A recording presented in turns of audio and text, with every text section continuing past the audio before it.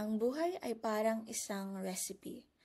Kailangan ng tamang timpla ng pagsisikap, pagmamahal, at pagtitiyaga para makamit ang nais.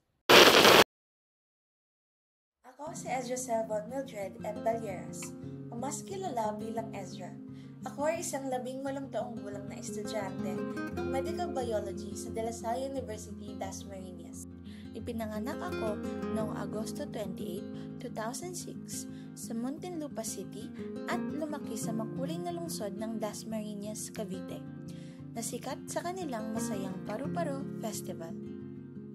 Kami ay isang masayang pamilya na binubuo ni na Mami Lynn, Daddy Randy, Lola Ofelia, Kuya Randmar, at ako.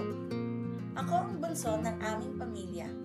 Ang aking mga magulang ay parehong mga engineer at guro. Si Kuya naman ay isang third-year medical student sa DLSM HSI.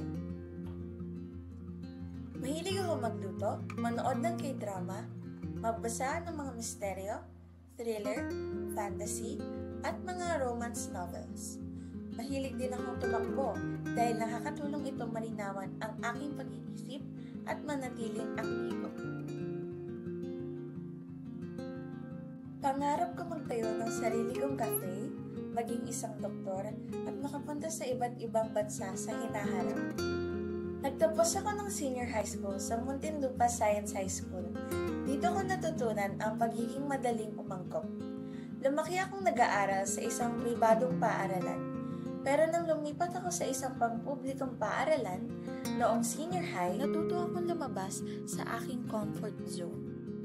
Dahil dito, nakaranas ako ng iba't ibang pananaw at natutunan kong tanggapin ang mga pagbabago ng bukas ang isip. At gaya ng pagluluto, patuloy akong maghahalo-halo ng mga karanasan upang maging mas masarap ang buhay.